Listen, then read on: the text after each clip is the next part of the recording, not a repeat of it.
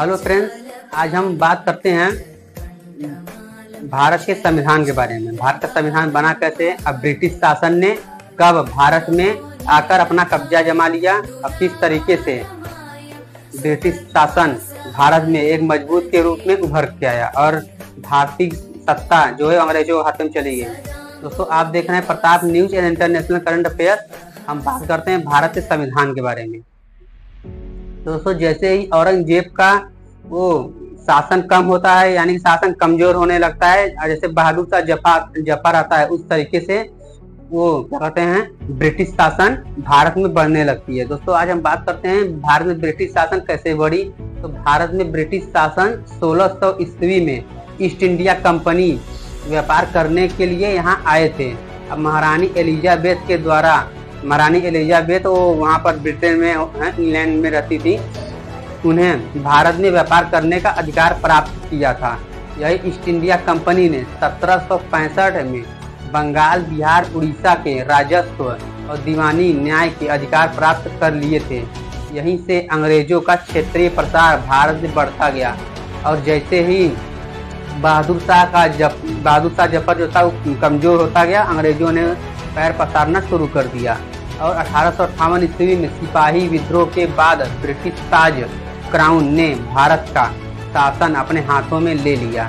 यहीं से 15 अगस्त 1947 में भारत की स्वतंत्रता की प्राप्ति तक जारी रही। तो आज हम बात करते हैं रेगुलेटिंग एक्ट के बारे में। रेगुलेटिंग एक्ट 1773 में कैसे आया और क्यों आया।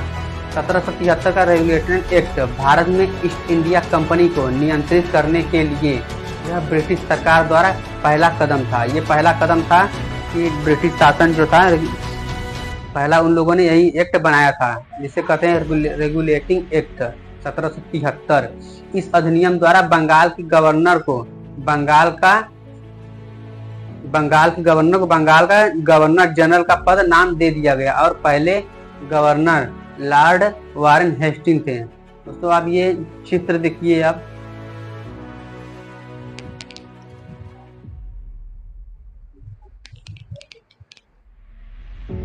तो अब बात करते हैं, और इसके द्वारा मद्रास बम्बई के गवर्नर बंगाल के जनरल गवर्नर के अधीन हो गया।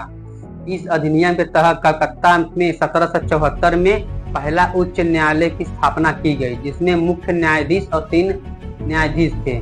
इस अधिनियम के तहत कंपनी के कर्मचारी को निजी व्यापार और भारतीय लोगों से रिश्वत लेना बंद कर दिया गया और भारत में राजस्व सैन्य मामले की जानकारी ब्रिटिश सरकार को देना आरंभ कर दिया गया। अब आते हैं दोस्तों दूसरा एक्ट के बारे में। दूसरा एक्ट है 1784 का ईस्ट इंडिया एक्ट। इस अधिनियम में द्वैत शासन की व्यवस्था का आरंभ कर दिया गया। इसमें नियंत्रण बोर्ड को शक्ति भी दी गई। वह ब्रिटिश नियमित भारत में सभी नागरिक, सैन्य, सरकार व राजस्व को नियमित करने यानी कि बोर्ड ऑफ कंट्रोल एक गठ का गठन किया गया और इसमें द्वैत शासन की स्थापना कर दी गई, यानी 2 शासन। आप देखिए, आप ये चित्र लग रही है स्क्रीन पे।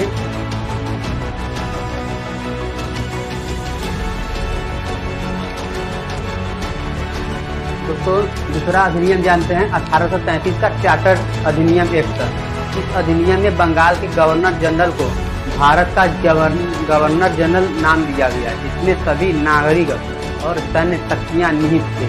लॉर्ड विलियम बेंटिंग भारत के प्रथम गवर्नर जनरल थे। इसने मद्रास बम्बई के गवर्नर को विधायिका शक्ति से अलग और भारत के गवर्नर जनरल को पूरे ब्रिटिश भारत में विधायिका से हटा दिया गया। इस एक्ट के द्वारा 1833 में सिविल सेवकों को खुली परीक्षा का आयोजन किया। हालांकि कोई डायरेक्ट के विरोध के कारण इसे समाप्त कर दिया गया। जो ये सिविल सेवा था, ये 1833 का एक्ट था और इसे तुरंत ही समाप्त कर दिया गया। किसने समाप्त किया? लॉर्ड विलियम बेंटिंग ने। अब आते हैं चौथा अधिनियम, ये 1853 का चार्टर अधिनियम। इसने पहली बार गवर्नर जनरल की परिषद के विधायी एवं प्रशासनिक कार्यों को अलग कर दिया। इसने गवर्नर जनरल के लिए नई विधान परिषद का गठन किया गया। इसने कंपनी के शासन को बढ़ा दिया और भारत के क्षेत्र को इंग्लैंड के राजशाही के द्वारा भाग में ले लिया गया।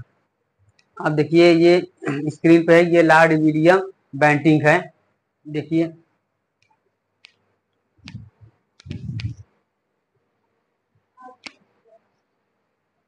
इसने प्रथम बार भारतीय केंद्रीय विधान परिषद में स्थानीय प्रतिनिधि मंडल प्रारंभ कर दिया। चौथा एक्ट है 1858 का भारत शासन अधिनियम, जो 1858 का विद्रोह हुआ था अंग्रेजों के द्वारा, ये झांसी में और बैरकपुर में हुआ था। इस कानून ने ईस्ट इंडिया कंपनी को समाप्त कर दिया और गवर्नर क्षेत्रों राजस्व की सभी संबंधी शक्तियां ब्रिटिश राजशाही को दे दिया गया। इसके तहत भारत का शासन सीधे महारानी विक्टोरिया के अधीन चला गया और गवर्नर जनरल का नाम बदलकर भारत का वायसराय कर दिया गया। लॉर्ड कैनिंग भारत के प्रथम वायसराय थे।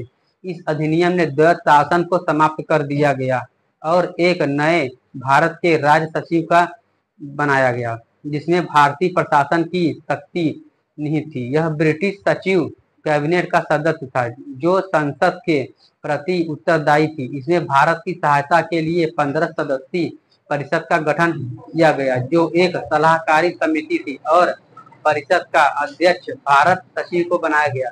दोस्तों जो द्वैत शासन प्रणाली था उसमें आरंभ किया गया था और वो क्या कहते हैं पीस इंडिया एक्ट में द्वैत शासन था और इसे 1858 में पीस इंडिया एक्ट को खत्म करके इसको द्वैत शासन को समाप्त कर दिया गया। दोस्तों यहीं से धीरे धीरे ही अंग्रेजों ने अपने पैर पसारना शुरू किया और अंत तक आकर भारत को एक आजादी मिली। अभी ये पार्ट 1 है और पार्ट हम दूसरा लाएंगे। इसमें बताया जाएगा 1891 का एक्ट कैसे पारित हुआ और सिविल सेवा बोर्ड की समिति कैसे बनी।